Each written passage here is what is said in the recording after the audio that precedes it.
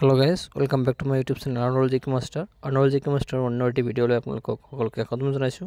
আজি আপোনালোকক দেখাম যে পৰিকল্পনা আয়োগৰ বিষয় আৰু কোনটো পৰিকল্পনা আয়োগ কিমান চনত হৈছিল হেতু দেখাম আৰু আজিলৈকে কিমানতম পৰিকল্পনা আয়োগ গঠন কৰা হৈছে হেতু আপোনালোকক দেখাম।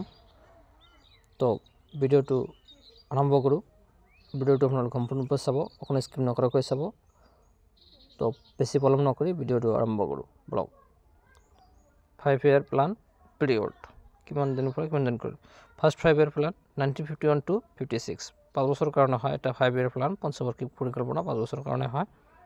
Second 5-year plan 1956 to 61 third 5-year plan 1961 to 66 fourth 5-year plan 1969 to 74 তো এইবিলাক প্ল্যান কোনটো প্ল্যানক কি বুলি জনা যায় এটো মই অন্যটি ভিডিওৰ জৰিয়তে আপোনালোকক দেখাম। Fifth 5-year plan 1974 to 79 sixth 5-year plan 1980 to 85 seventh 5-year plan 1985 to 1990 eighth 5-year plan 1992 to 1997 ninth 5-year plan 1997 to 2002 10th 5-year plan 2002 to 2007 11th 5-year plan 2007 to 2012 12th 5-year plan 2012 to 2017 তো এতিয়া আৰু 5-year plan to 5-year plan নাই 2015 চনত ইয়াক ৰিপ্লেস কৰিছে ভাৰতবৰ্ষৰ মাননীয় প্ৰধানমন্ত্ৰী নৰেন্দ্ৰ মোদীয়ে ৰিপ্লেস কৰি ইয়াৰ নামটো দিছে নীতি আয়োগ। নীতি আয়োগৰ সম্পূৰ্ণ নামটো হৈছে national institution for transforming India আৰু ইয়াৰ আগত আছিল পঞ্চবাৰ্ষিক পৰিকল্পনাৰ তেওঁলোকে মানে ভংগ কৰি নীতি আয়োগ দিছে। তো এইবিলাক পৰিকল্পনা আয়োগ কোনটো কি পৰিকল্পনা আয়োগ কোৱা হয় মই অন্যটি ভিডিওত দিম। তো আপোনালোকে ভিডিওটো সম্পূৰ্ণৰূপে চাব।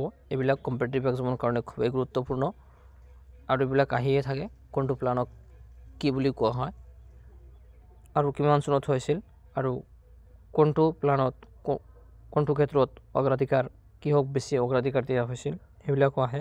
সেইবিলাকো মই এটা ভিডিওৰ জৰিয়তে লৈ আহিম।